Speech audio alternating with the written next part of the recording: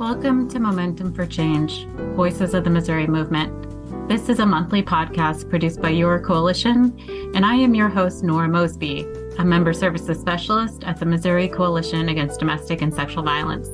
We hope you enjoy this conversation coming to you from Voices of the Missouri Movement.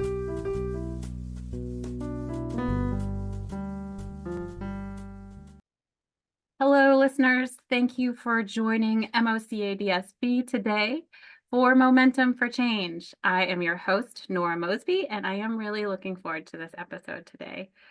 As many of our listeners may already be aware, February is Teen Dating Violence Awareness Month.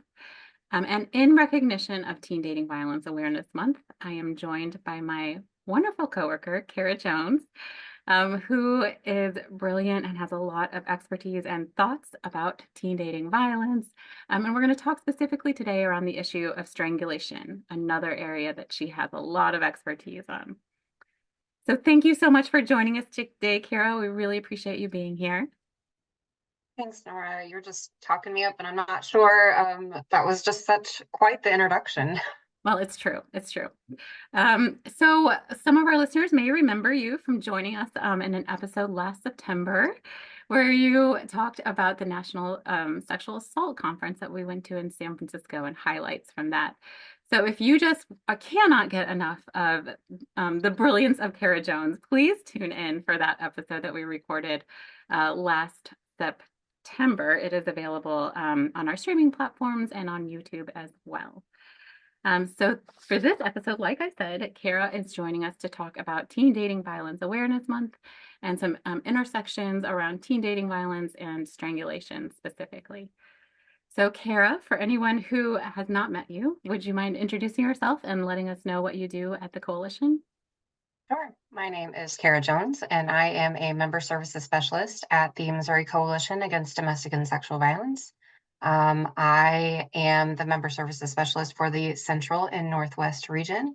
I have been kind of working in background of strangulation for a couple of years now. I also host the Case Managers Roundtable, so you have seen me there as well. So many things. And Yes. so I know that strangulation was an issue that you were passionate about and doing a lot of work on even before you joined the staff at the Coalition. So can you tell us kind of where your passion for this issue came from and maybe where you first became aware of the issue of strangulation? Sure. So it was when I was at True North at the member program I was at before the Coalition. And honestly, there was no prior knowledge or history. It was just one of these things where, I think you and I are the same, where we just love trainings and conferences and learning all the things. And a coworker had approached me and was like, hey, there's this advanced course on strangulation. Would you be interested in going?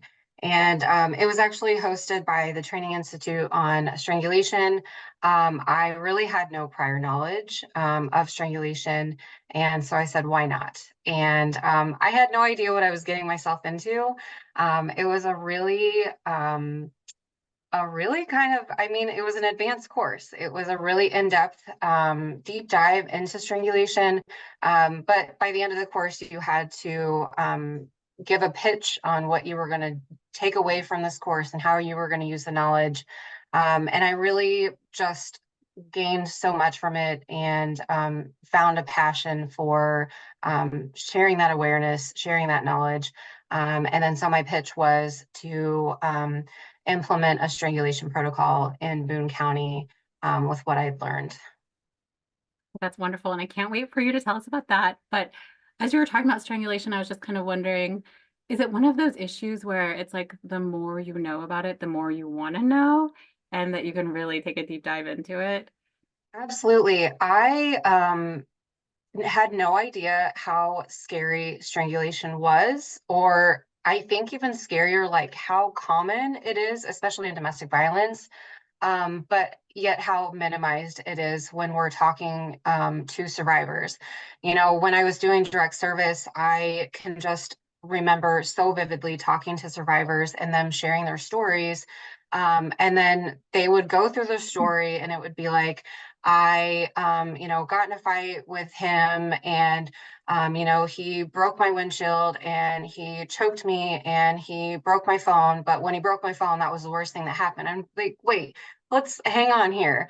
And so it's just like this, misconception or this, this knowledge, it isn't there of like how serious and scary strangulation really is.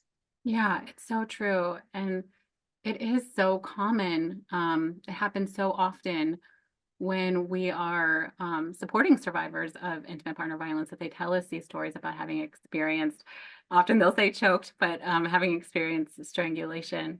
And so I think it is so important that we know kind of what to listen for as advocates and how to respond and connect survivors with really helpful resources. Absolutely.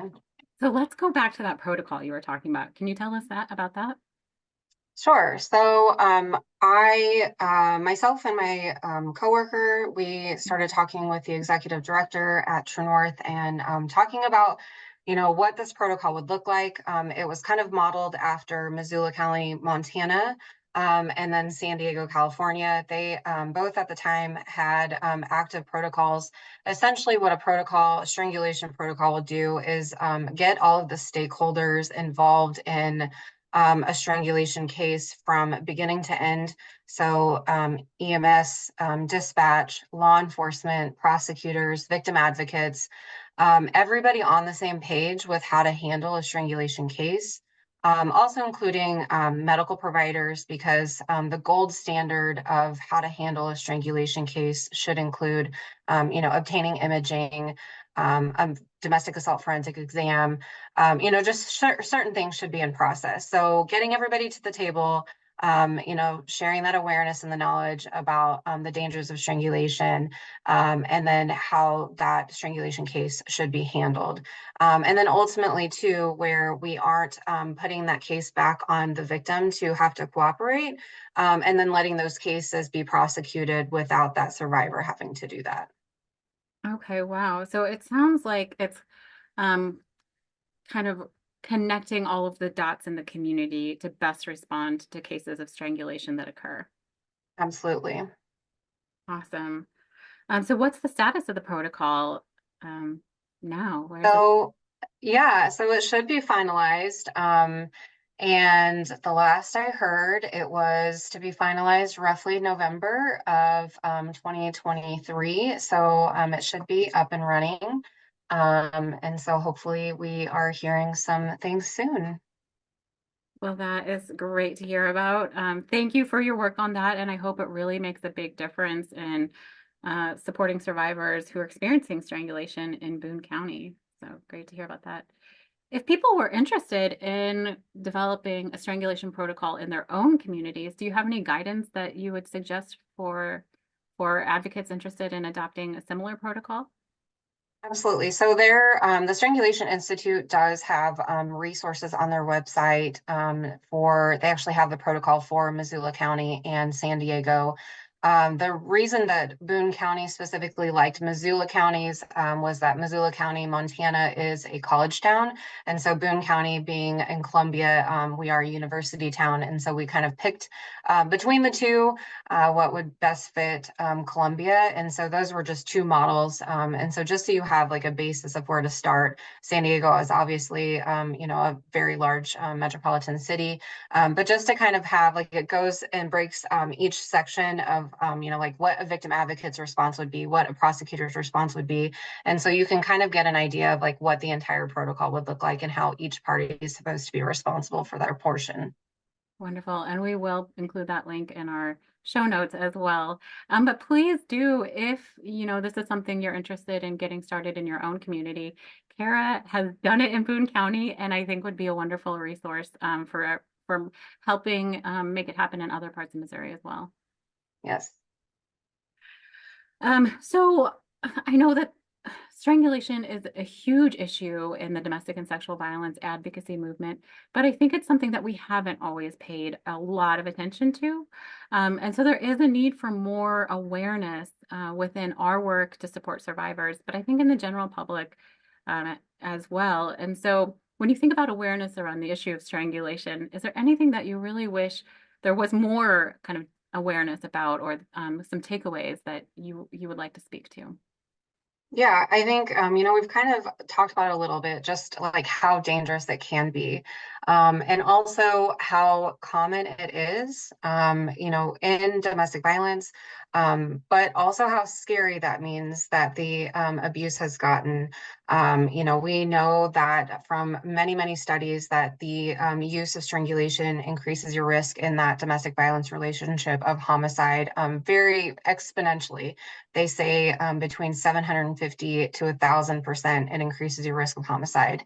And so there are some really big factors, like life-threatening factors we're talking, involved in that. And there's also like every event of strangulation increases some, um, long-term effects that can happen. So even if it's not something, if death doesn't result, obviously death would be the worst case scenario, but every time you have an incident of non-fatal strangulation, there are going to be some long-term side effects that we cannot see. And that one of the things, I think one of the struggles is that when we're seeing law enforcement investigate these strangulation cases, we're seeing that they're documenting no external injuries, but we know that in most cases there aren't going to be any. And so just knowing that there are going to be signs that aren't apparent, but there are other ways that we can ask questions to figure out what happened. And then that's going to be the important part if we cannot obtain those imaging that is the gold standard.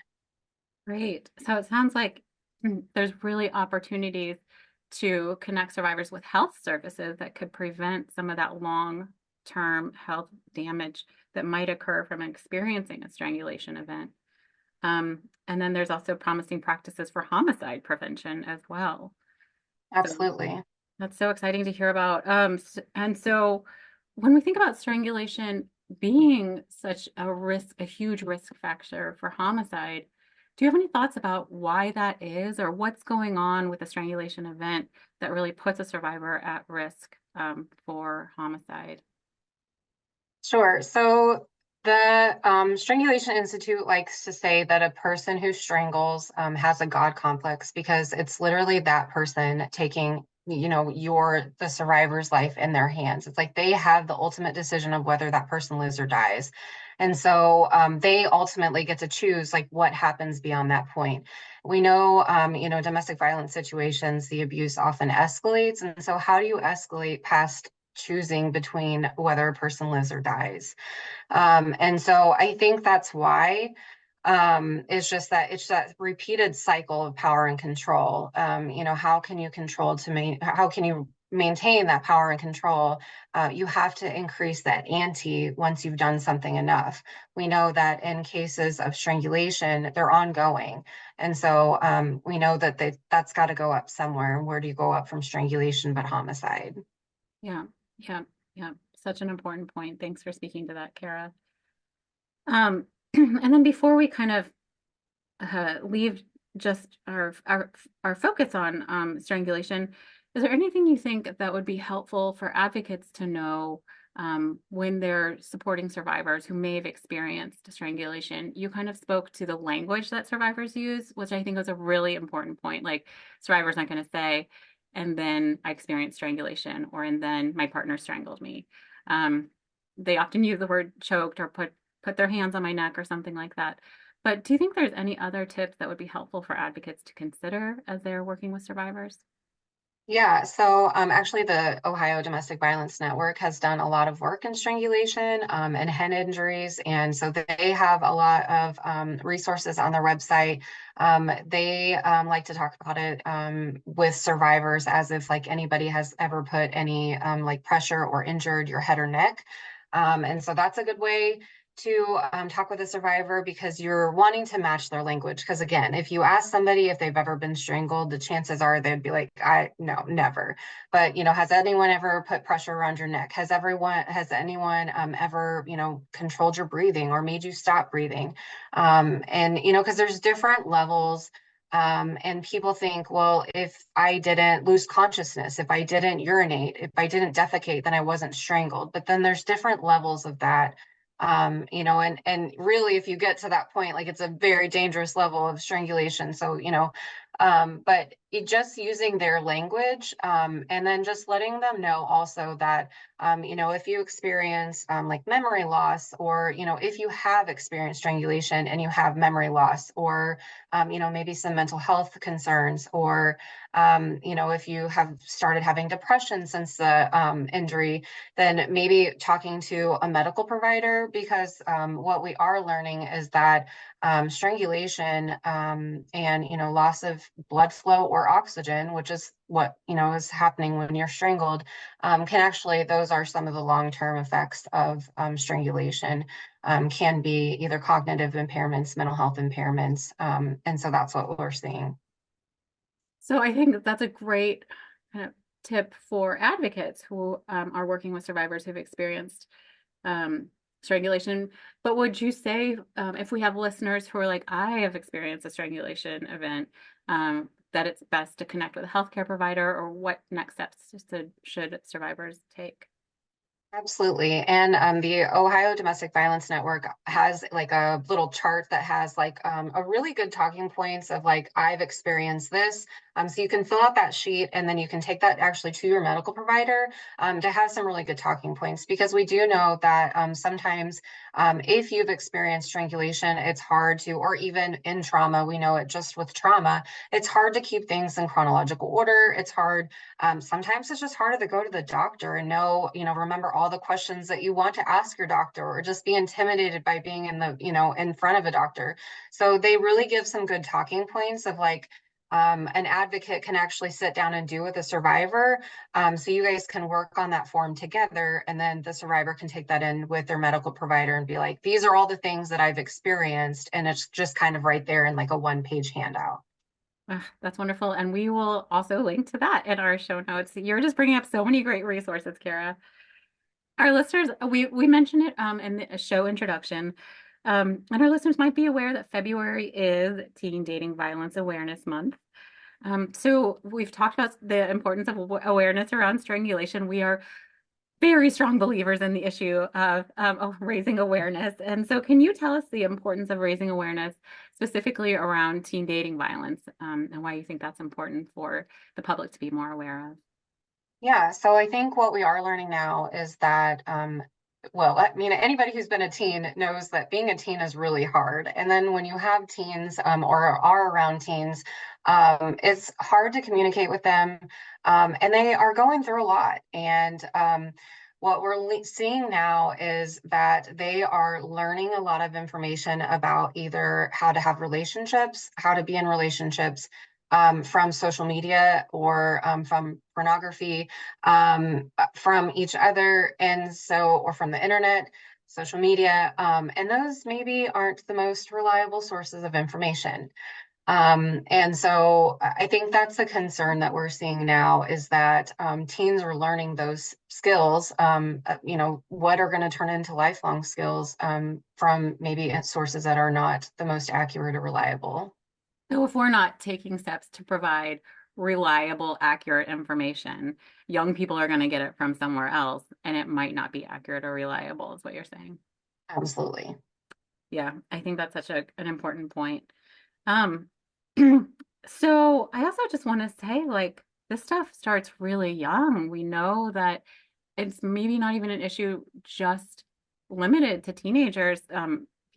Young people are dating as adolescents. And so, I mean, I think we could even cast a wider net and include concerns around adolescents with Teen Dating Violence Awareness Month as well.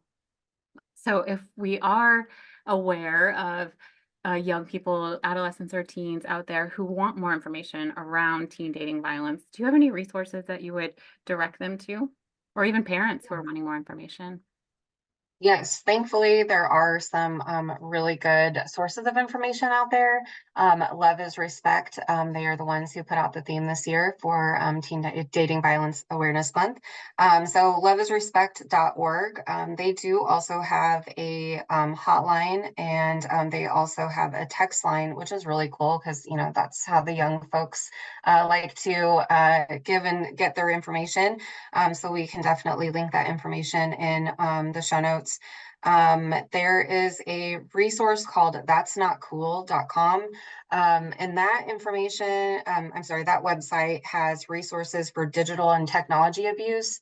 That website's really cool because you can actually sign up to become an ambassador if you're a teen. And so essentially you would just agree to, kind of like stand up and be like a mentor for other teens. And so I thought that was really cool on their website. And then there's the One Leadership Love development Foundation. opportunity. And we know that young people listen to other young people more than anyone else. So I think that's such an Yeah. incredible opportunity to make a difference for other peers and young people. For sure. Yeah. Because if you're gonna hear it, you're gonna listen to a friend before you will like your parent.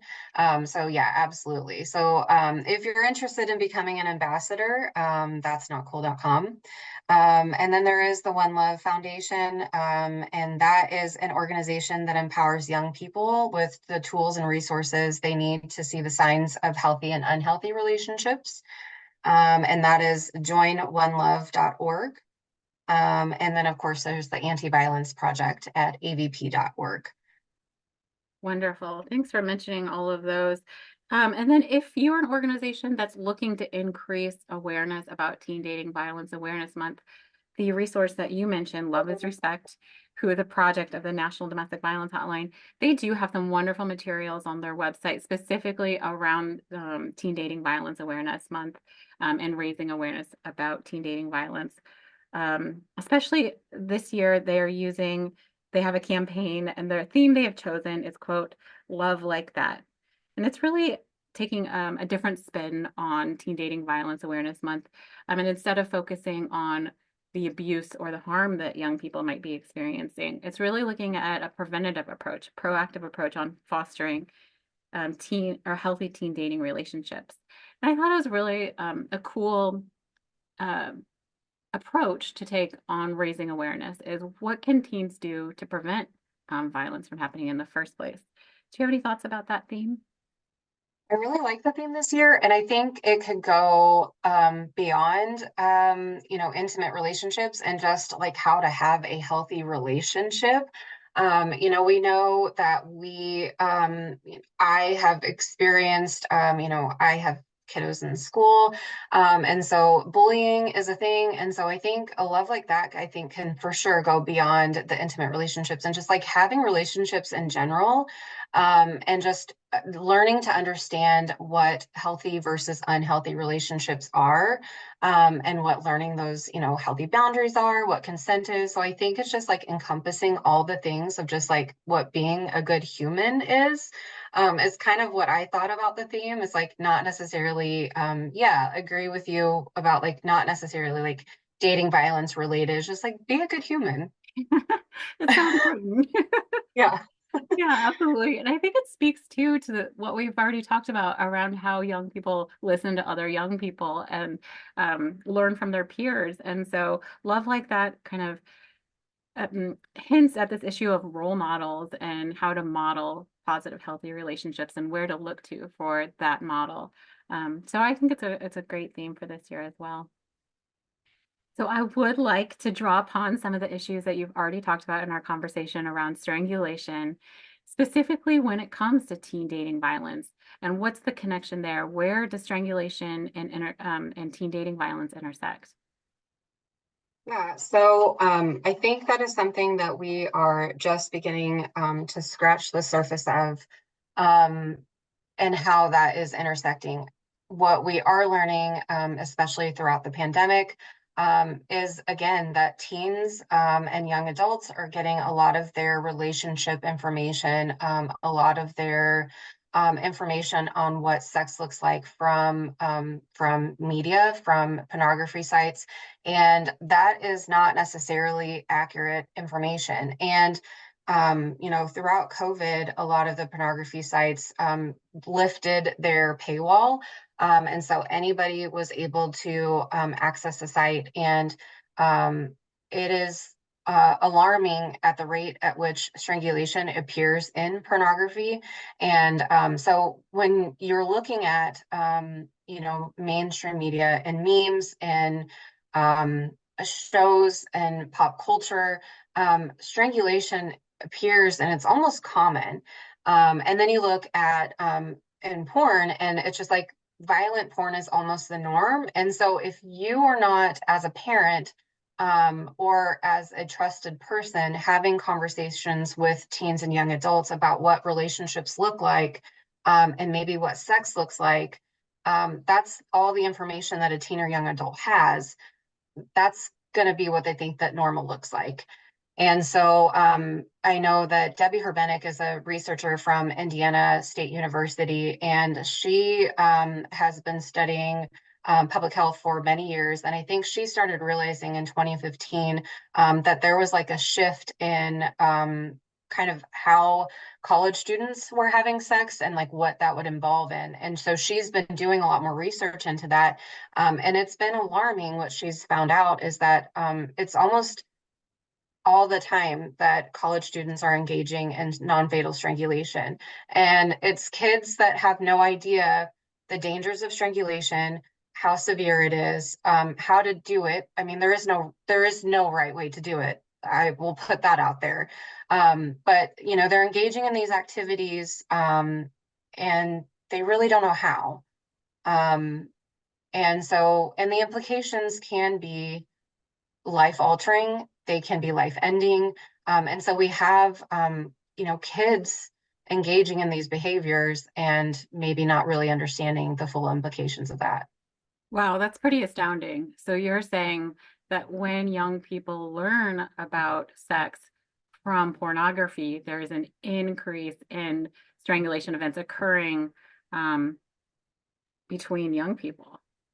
Yes. If they're seeing that strangulation is the norm in porn or in popular shows, that's what they think is the norm in normal relationships and their relationships. And so, unless they're told otherwise, I think having relationships, a lot of parents don't discuss how to have relationships, either because they think their kids are too young, or that they'll learn it on their own, or it's just an uncomfortable topic. But if we are not doing that education as parents, they're going to get it from somewhere. I think that's an important part to remember, is that kids, we're always going to find that information somewhere, and what information do we want them to access, I guess, is the crux of the issue. Wow. So it sounds like when we're talking about addressing the issue of strangulation, um, it's not only just an awareness of what strangulation is, or even what healthy relationships are, but also it speaks to the importance of just very comprehensive, factual, and accurate sex education. Absolutely. Yeah. I think if ever think about, like, if you have had like a symptom of like a scratchy throat, and you like Google on WebMD, like, what is a scratchy throat? And it's like you're dying. That's kind of what I think of like these teens are doing with, like either pornography or, their favorite show or something that depicts strangulation, is like, that's what sex is like, because that's the only thing I'm receiving. So in their mind, that's what sex is, or in their mind, that's what that's what a normal relationship is like. Oh, my girlfriend or my boyfriend is going to want me to do that because that's what I'm seeing on TV or in pop culture. Yeah. Is there any concern that also normalizing strangulation during sex normalizes strangulation in a relationship period and could increase strangulation in general? Yeah, I mean, there has been, like the rough sex defense in, domestic violence cases. I think some countries have been able to kind of eradicate that as like not a defense at all.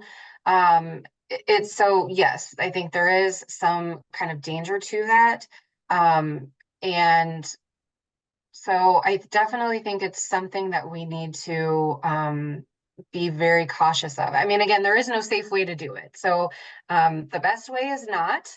But it's if you're going to at least be informed of all of the implications of what could potentially happen, and that there could be potential legal implications if things were to go wrong, because, of course, death is always an outcome that could happen. And so, there could be potential criminal charges, and whatever that looks like. So would you say one of the major barriers to addressing the issue of strangulation and teen dating violence is that maybe people who've experienced strangulation might not even recognize it as violence or as a problem? Is that a big barrier to Yeah, addressing it? I see a lot of the same barriers that we see in adults, just like you said, like the shame and the stigma, not recognizing what happened to them, not knowing how to access resources, or yeah, just kind of being convinced that this didn't happen or not understanding, and that they don't understand the risks of what happened. I think also that a lot of teens, from what we're hearing, do believe that strangulation in sex is consensual, even though it wasn't talked about before the act was done. They were just in passing, or during the act, it happened, but then afterwards they were like, oh, yeah, it was consensual, which, I mean, that begs the question, like, are we understanding consent? Yeah. So I think there are a lot of barriers, and I think that's where we really need to work on the awareness part and the education part of like what strangulation is and how dangerous it is. Yeah, absolutely. Um, do you have any other kind of issues around the intersection of strangulation and teen dating violence that you wanted to be sure to speak to? Um, yeah, I think just that I think a lot more that we are going to learn, and that there again is no safe way to strangle. I think WebMD has some information. Strangulation during sex is also called breath play. WebMD has a couple of things on, how to keep your partner safe. If people are going to choose to partake in this, I would just encourage everybody to fully recognize, the implications of that. And with teenagers, and strangulation, I think it goes with or without strangulation. I think consent is the number one thing. Um, and yeah.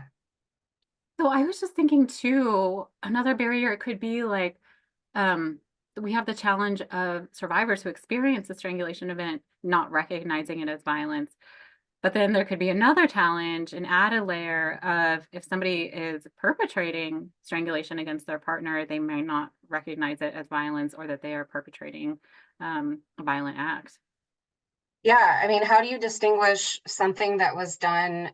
Maybe that is something that you are both into consensually one day, but then the next day you're fighting, and then that happens and you weren't consenting to it. Like, how do you distinguish that to law enforcement? And, of course, I could assume that, yeah, shame, and getting into those like finer details about your life to a law enforcement officer is not probably going to feel the greatest.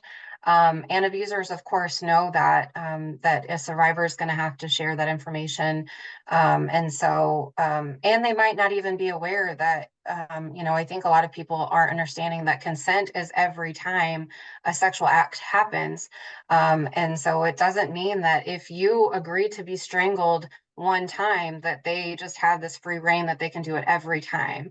And so I think that's something important too. Um, like you get to choose when that happens, if that's something that you're into. Yeah. And I think there's another issue of like when violence happens um, during sex, it adds another layer of shame that makes it so much harder to even talk about. Um, and so there's just another barrier there. This is a complex issue, Cara. So difficult. Well, at the coalition, we are strong believers in prevention and seek out opportunities to prevent violence whenever possible. We know that violence is preventable. Do you see any opportunities for prevention here?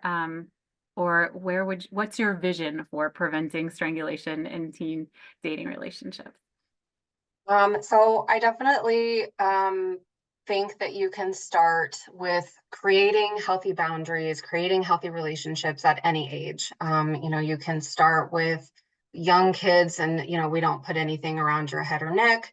We don't put any pressure, and just letting kids know, that your head and neck are very, sensitive areas, and obviously wouldn't go much further than that, when they're little. And then we can start building the blocks of boundaries, consent, and then healthy and unhealthy relationships. And I think that's where the prevention starts, is establishing what relationships even look like, and letting them know that they get to choose what feels good and what doesn't feel good. And then giving them like real tools to use when something doesn't feel good, and that they have the right to make those decisions, and then kind of build upon that as the child becomes a teen. And then in relation to technology and digital use, just how to be safe with technology. There are some resources out there if your teen is looking at porn, or just how to have those conversations about maybe what relationships do and do not look like. Because that's another thing that we want to do as well, is like establish like maybe relationships don't really look like this as the child gets older. And then of course, with prevention, and then with everything that we do, we always want to be supportive, calm, and to let them know that we are there for them. There's nothing worse than going in hot and heavy with a teenager and then expecting them to disclose information. And so I think always just keeping that in mind, because especially when we're talking about relationships and sex with teenagers, it's just not going to happen if you're going there and you're making demands. And no, let's No, not it do really that. isn't. No. Well, those are some great thoughts. We've talked too a little bit about the connection between non-fatal strangulation being a risk factor for homicide. Is there any concern about that for young people as well? Yes, so I did find a study where they included girls as young as 15 plus in their study of non-fatal strangulation, and they did also include them, and they were just as high at risk for non-fatal strangulation and ultimately homicide as were adult women. So I think it's safe to say that even in minor teens and young adults, that they are still at a significant risk for homicide if non-fatal strangulation is involved. So addressing this people as or a strangulation as a teen dating violence awareness issue could be potentially saving lives. Yeah, for sure. Well, I'm so glad you brought it to our attention, Kara. Um, I would like to speak to some issues happening here in Missouri. We've got amazing member organizations that provide incredible advocacy services here in Missouri to teens, which I think is so important because you're speaking to the prevalence of violence that happens within teen dating relationships. And so I just want to give a shout out to our qualified minor law here in Missouri. We are lucky enough to have a qualified minor law, which means, and it states that people who are 16 or 17 years old and experiencing violence are able to get advocacy services, including shelter, from a domestic or sexual violence advocacy provider. And so if you are 16 or 17 years old experiencing violence in your relationship, know that there is support available to you and you can get services directly from a domestic or sexual violence advocacy program. So just wanted to give a shout out to that. Um, so as we're kind of wrapping up our conversation, I wanted to ask if you've seen any resources for teens who are experiencing violence, um, especially anything maybe related to this issue of strangulation that you haven't already spoken to, or any resources where people could get more information about this. Yeah, so there's actually a couple of really cool resources.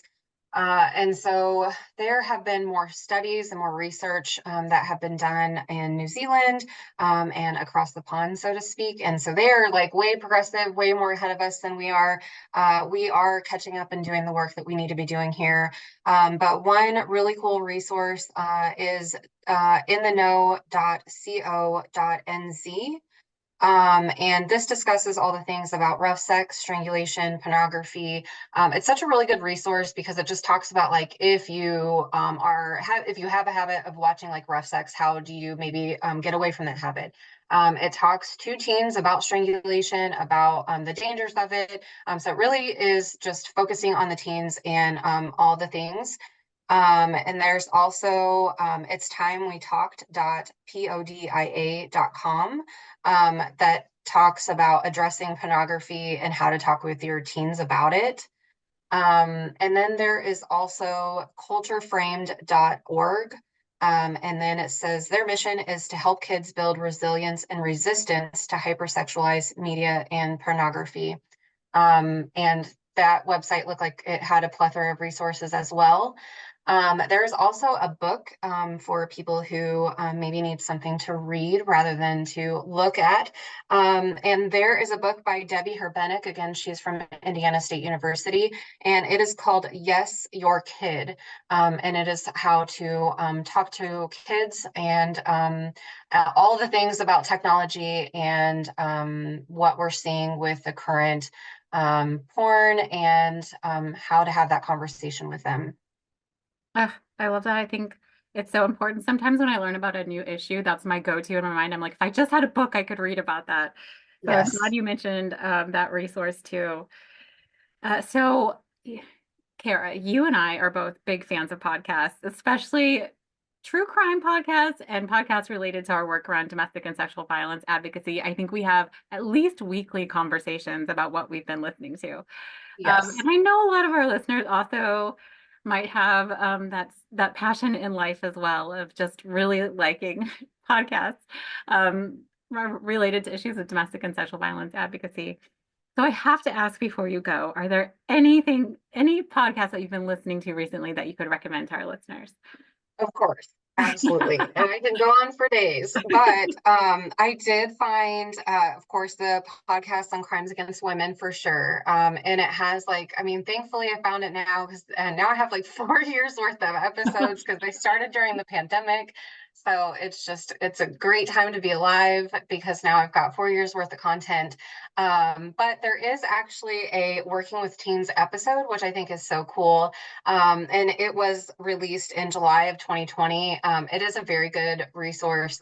They have a member program or a program in Texas that is the guest of that episode. And it just talks about how to support teen survivors of domestic violence. And so it was just a really well done episode, but cannot get enough of the podcast on the crimes against women.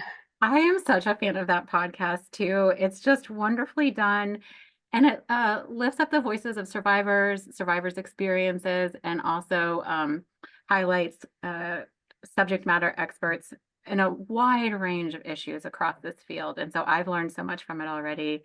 And yes, I'm hooked. It's a good one. I like it too. So thanks for Yes. mentioning that one, Kara.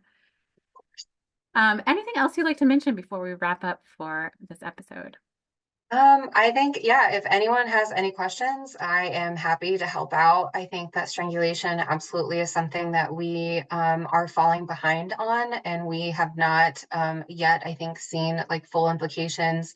I think we are starting to do more work into like hidden homicides. I know that we know that some deaths are marked as suicides. And so I think it's just something that we are just beginning to scratch the surface on. So obviously, I love to talk about strangulation and to raise that awareness. So if anybody ever has any questions, I am always happy to chat. So Cara Jones at the Missouri Coalition Against Domestic and Sexual Violence is your resource to talk about strangulation as it intersects with Teen Dating Violence Awareness Month. And I'm so glad that you came on this episode of Momentum for Change to talk about it, Cara, because as you were talking, I just do see how important this issue is in supporting survivors and also in saving lives. So as we are moving forward with Teen Dating Violence Awareness Month, please keep the issue of strangulation in mind and think about how to support adolescents and teens who might be experiencing strangulation and what steps we can take to prevent it from happening within our advocacy work. With that, listeners, thank you so much for tuning in. This has been a wonderful episode of Momentum for Change. Cara, thank you for sharing your expertise. You're just a wealth of knowledge on this topic. And with that, we will talk to you next month. Thank you for joining us. This has been a recorded conversation now available in both video and podcast formats. A video recording of this episode is available on the MOCADSV YouTube channel under the Momentum for Change playlist. Please subscribe to our YouTube channel in order to receive new episodes in your YouTube feed. You can also find all of our Momentum for Change episodes available to stream on Spotify or wherever you find your podcasts. Momentum for Change is a podcast produced by MOCADSV with post-production support provided by Tim Stillings and promotion by Adrian Maddox. Again, I am your host, Nora Mosby, and we appreciate you joining us for this episode. Thank you again, and we look forward to seeing you next month.